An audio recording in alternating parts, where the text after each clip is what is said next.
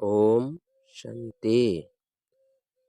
आज 1 मार्च 2023 का मुरली। बाबा कहते हैं, मीठे बच्चे जी मीठा बाबा, बेहद ड्रामा के आदि मध्य अंत को समझना है। जो पास्ट हुआ वही अब फिर प्रेजेंट होना है। अभी संगम युग प्रेजेंट है, फिर सतयुग आना है। प्रश्न, श्रीमत पर अपने आप को परफेक्ट बनाने की विधि कौन सी है? उत्तर, अपने आप को परफेक्ट बनाने के लिए विचार सागर मंथन करो। अपने आप से बातें करो, बाबा आप कितने मीठे हो, हम भी आप जैसा मीठा बनेंगे। हम भी आपके समान मास्टर ज्ञान सागर बन सबको ज्ञान देंगे, किसी को भी नाराज नहीं करेंगे। शांति हमारा स्वधर्म है, हम सदा शांत रहेंगे। अशरीरी बनने का अभ्यास करेंगे। ऐसी ऐसी स्वयं से बातें कर स्वयं को परफेक्ट बनाना है। गीत है, माता ओ माता जीवन की दाता। ओम शांति। शिव भगवान उवाच। सिर्फ भगवान उवाच कहने से मनुष्य कुछ नहीं समझ सकेंगे, नाम जरूर लेना पड़ता है। गीता सुनाने वाले जो भी हैं वो कहते हैं कृष्ण भगवान उवाच। वो पास्ट में हो गए हैं, समझते हैं श्री कृष्ण आया था और गीता सुनाई थी, वह राजयोग सिखाया था। अब जो पास्ट हो गया वो फिर प्रेजेंट जरूर होना है। जो प्रेजेंट है वो फिर पास्ट होना है। जो पास्ट हो जाएगा उसका कहेंगे बीत गई। तो अब शिव बाबा आया है, जरूर होकर गया है। शिव भगवान उवाच, जो ऊंचते ऊंच है वह सबका बाप है, जिसको सर्वशक्तिमान कहा जाता है। वह बैठ समझाते हैं, तुम उनके बच्चे शिव शक्तियाँ हो। शिव शक्ति की महिमा गीत में सुनी ना। शिव शक्ति जगत अम्बा होकर गई है, जिसका यह यादगार है। होकर गए हैं, फिर आने हैं जरूर। जैसे सतयुग पास्ट हुआ, अब कलयुग है, फिर सतयुग आने वाला है। अभी है पुरानी दुनिया और नई दुनिया का संगम। जरूर नई दुनिया होकर गई है, अब पुरानी दुनिया है। जो सतयुग पास्ट हुआ है, फिर भविष्य में आना है। ये समझ की बात है, ज्ञान है ही समझ। वो है भक्ति, यो है ज्ञान। सृष्टि का चक्र कैसे फिरता है वह समझना है। उनको समझने बिगर मनुष्य कुछ भी समझ नहीं सकते। ड्रामा के आदि मध्य अंत को समझना है। उस हद के ड्रामा के आदि मध्य अंत को तो जानते हैं, यह है बेहद का ड्रामा।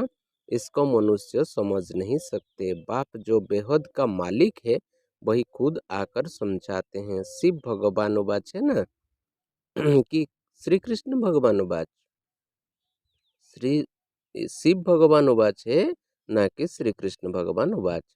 कृष्ण को भी श्री कहते हैं क्योंकि उनको श्रेष्ठ बनाने वाला बाप है। भारतवासी बेचारे यह नहीं जानते हैं कि कृष्ण ही नारायण बनते हैं।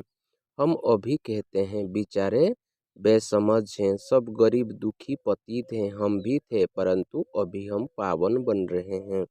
पतित पावन बाप अब हमको मिला हुआ है।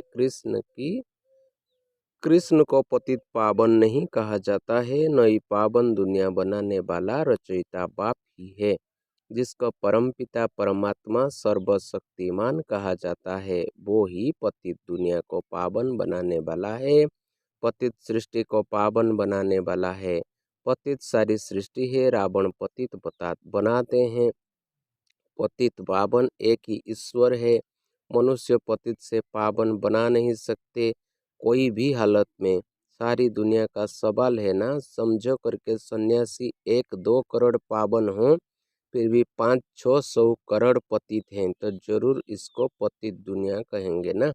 वास्तव में शिव भगवान उवाच, पतित दुनिया में एक भी पावन हो नहीं सकता। बाप कहते हैं, तुम बच्चों को पावन बनाने लिए सारी सृष्टि को पावन बनाता हूँ। पतित पावन का अर्थ ही है विश्व को पावन बनाने वाला। शिव बाबा खुद कहते हैं, मैं पतित से पावन बना रहा हूँ, तुमको ही पावन दुनिया का मालिक बनना है।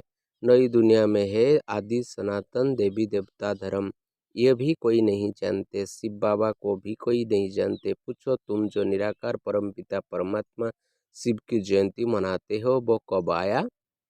निराकार आया कैसे? जरूर निराकार तो शरीर में ही आएगा, तब तो कर्म कर सके। आत्मा शरीर बिगर कर्म थोड़े ही कर सकेगी। परमात्मा आकर जरूर ऊंच बनाने का ही कर्म करेंगे। सारी विश्व को पावन बनाना ये एक ही के हाथ में है। मनुष्य तो दुखी ही दुखी हैं। भक्त भगवान को बुलाते हैं तो जरूर भगवान एक होना चाहिए, भक्त अनेक हैं। शिव भगवान उवाच, मैं शिव भगवान तुम बच्चों को राजयोग और सृष्टि चक्र का ज्ञान समझाता हूँ। अर्थात अब तुम्हारी आत्मा को सृष्टि चक्र का ज्ञान है। जैसे मुझ बाप को सृष्टि के चक्र का ज्ञान है, मैं आया हूँ तुमको सिखलाने। सृष्टि चक्र फिरना तो जरूर है, पतित से पावन बनना है, कोई तो निमित्त बनते हैं ना। 5 विकारों रूपी जेल से लिबरेट करने में आता हूँ। मैं शिव हूँ जो अभी इस तन में बैठा हूँ। तुम कहेंगे मैं आत्मा इस शरीर में बैठा हूँ, मेरे शरीर का नाम फलाना है। शिव बाबा कहते हैं मेरा निराकारी शरीर तो है नहीं, मुझ परमपिता का नाम शिव ही है। मैं परमपिता परमात्मा स्टार मिसल हूँ, मेरा शिव नाम एक ही है। तुम ही शालिग्राम हो, परंतु तुम्हारा नाम 84 जन्मों में बदलता रहता है। मेरा तो एक ही नाम है, मैं पुनर्जन्म नहीं लेता हूँ। गीता में जिसका नाम डाल दिया है वो तो पूरे 84 जन्म लेती है, 84 जन्म लेते हैं। ऐसे नहीं कि श्री कृष्ण ने गीता सुनाई। ये बड़ी समझने की बात है। मनुष्य के हाथ में कुछ नहीं है, जो कुछ करते हैं सब परमपिता परमात्मा करते हैं। मनुष्य को शांति सुख देना ये बाप का काम है। हमेशा महिमा एक बाप की ही करनी है, और कोई की महिमा है नहीं। लक्ष्मी नारायण की भी महिमा है नहीं, परंतु राज्य करके गए हैं तो समझते हैं ये स्वर्ग के मालिक थे। वांडर तो देखो, बजोड़ चित्रों और यहाँ चैतन्य बैठे हैं। शिव भगवान उवाच, तुम राजाओं का राजा पूज्य बनते हो, फिर पुजारी बनेंगे। पूज्य लक्ष्मी नारायण ही फिर आपे ही पुजारी बनेंगे। तो जो पास्ट हो गए हैं उनका फिर मंदिर बनाकर पूजन करते हैं। ये सिद्ध कर बताना है, ऐसे नहीं कि ईश्वर आपे ही पूज्य आपे ही पुजारी बनता है। नहीं, मनुष्य ये भी नहीं जानते कि मैं परमात्मा कहाँ निवास करता हूँ। मेरे जो बच्चे शालिग्राम हैं वो भी ये नहीं जानते कि हम कहाँ के रहने वाले हैं। आत्माओं और परमात्मा का घर एक ही है। स्वीट हम, सिर्फ स्वीट फादर हम नहीं कहेंगे। अभी तुम जानते हो निर्वाण धाम हमारा भी घर है, वहाँ हमारा फादर है। सिर्फ घर को याद करेंगे तो ब्रह्म के साथ योग हो गया। उनसे भी कर्म विनाश हो नहीं सकते। भल ब्रह्म योगी तत्व योगी हैं, परंतु उनके भी कर्म विनाश नहीं हो सकते। हाँ, भावना से करके अल्पकाल के लिए सुख मिलता है, जितना याद करेंगे उतना शांति मिलेगी। तो बाप कहते हैं उनका यह रोंग है, तुमको याद करना है एक बाप को। बाप कहते हैं मुझे याद करने से तुम्हारे विकर्म विनाश होंगे। श्री कृष्ण ऐसे कह नहीं सकते, वो तो वैकुंठ का मालिक है। वो थोड़े ही कहेगा वो शरीरी बन शिव बाबा को याद करो या मुझे याद करो। सारा मदार गीता को करेक्ट कराने पर है। गीता खंडन होने कारण भगवान की हस्ती गुम हो गई है। कह देते हैं ईश्वर का कोई नाम रूप है नहीं। अब नाम रूप काल तो आत्मा का भी है। आत्मा का नाम आत्मा है, वो भी परम पिता परमात्मा है। परम अर्थात सुप्रीम, ऊंच से ऊंच, व जन्म मरण रहित है। अवतार लेते हैं, ड्रामा में जिसका पाठ है उनमें ही प्रवेश करते हैं और उसका नाम ब्रह्मा रखते हैं। ब्रह्मा नाम कभी बदल नहीं सकता है, ब्रह्मा द्वारा ही स्थापना करते हैं। तो वो श्री कृष्ण के तन में थोड़े ही आएंगे। अगर वो दूसरे में आए तो भी उनका नाम ब्रह्मा रखना पड़े। मनुष्य कहते हैं दूसरे कोई में क्यों नहीं आता? अरे वो भी किसके तन में आए? वो आते ही हैं ज्ञान देने के लिए। दिन प्रतिदिन मनुष्य समझते जाएंगे, तुम्हारी वृद्धि होती जाएगी। अवस्था बड़ी अच्छी चाहिए। जैसे ड्रामा के एक्टर्स को मालूम होता है हम घर से स्टेज पर पाठ बजाने आए हैं, वैसे हम आत्मा ये शरीर रूपी चोला लेकर पाठ बजाती है, फिर वापस जाना है। शरीर छोड़ना पड़ता है। तुम्हें तो खुशी होनी चाहिए, डरना नहीं चाहिए। तुम बहुत कमाई कर रहे हो। शरीर छोड़ने वाले खुद भी समझ सकते हैं हमने कितने कितनी कमाई की है, तुम समझते हो? जो शरीर छोड़कर गए हैं उनमें से किसका मर्तबा बड़ा कहें? फलाने बहुत सर्विस करते थे, जाकर दूसरा शरीर लिया, इन एडवांस गए हैं, उनका इतना ही पाठ था, फिर भी कुछ ना कुछ ज्ञान लेने लिए आ जाएं, हो सकता है। वारिस तो बन गए ना, किसके साथ हिसाब किताब चुकतू करना होगा, वो खलास करने गए। आत्मा में तो ज्ञान के संस्कार है ना, संस्कार आत्मा में ही रहते हैं, वो गुम नहीं हो सकते। कहाँ अच्छी जगह सर्विस करते होंगे, नॉलेज के संस्कार ले गए तो कुछ ना कुछ जाकर सर्विस करेंगे, ऐसे तो नहीं सब जाते रहेंगे नहीं। हाँ, इतना जरूर है, योग में रहने से आयु बढ़ती है, मैनर्स भी बड़े अच्छे चाहिए कहते हैं।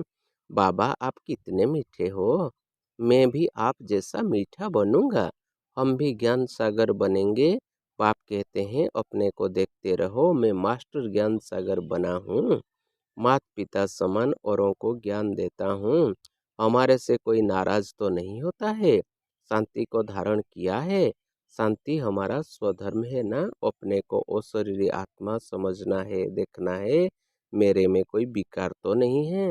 अगर कोई विकार होगा तो नापास हो जाएंगे। ऐसे ऐसे अपने से बातें करनी पड़ती हैं। यह है विचार सागर, मंथन कर अपने को परफेक्ट बनाना श्रीमत से। बाकी सब आसुरी मत से अनपरफेक्ट बनते जाते हैं। हम भी कितने अनपरफेक्ट थे, कोई गुण नहीं था। गाते हैं ना, मैं निर्गुण हारे में कोई गुण नहीं। अक्षर कितने अच्छे हैं, महिमा सारी परम पिता परमात्मा की ही है। गुरु नानक भी उनकी महिमा करते थे, तो मनुष्यों को भी समझाना है। ये भी बच्चे जानते हैं, कल पहले जिनका सेपलिंग लगा है वही आएंगे और धारणा करेंगे, नहीं तो जैसे बायरे मुआफिक व मुंझा हुआ मुआफिक आया और गया। यहाँ तो तुम जानते हो, हमको नॉलेजफुल फादर ने जो नॉलेज दी है वो कोई में भी नहीं है। हम गुप्त बेस में हैं, फिर हम भविष्य में स्वर्ग के मालिक बनेंगे। कर्म तो सब कर रहे हैं, परंतु मनुष्य के कर्म सब विकर्म होते हैं, क्योंकि रावण की मत पर करते हैं, हम श्रीमत पर कर्म करते हैं। श्रीमत देने वाला है बाबा। बाबा ने समझाया है, तुम हो सेल्वेशन आर्मी। सेल्वेशन आर्मी उनको कहा जाता है जो किसके डूबे हुए बेड़े को व नाव को पार लगाते हैं, दुखी को सुखी बनाते हैं। अभी तुम श्रीमत पर सबका बेड़ा पार कर रहे हो। बलिहारी तो शिव बाबा की है ना, हम तो मूर्ख थे, बाप की मौत मिलने से फिर औरों को भी मौत देते हैं। बाप सन्मुख आकर श्रीमत देते हैं। रावण तो कोई चीज नहीं जो आए, माया विकारों में घसीट लेती है। यहाँ तो बाप मत देते हैं, जैसे स्कूल में टीचर पढ़ाते हैं। रावण तो कोई चीज नहीं जो उल्टा पढ़ाए, बाप तो है ज्ञान का सागर।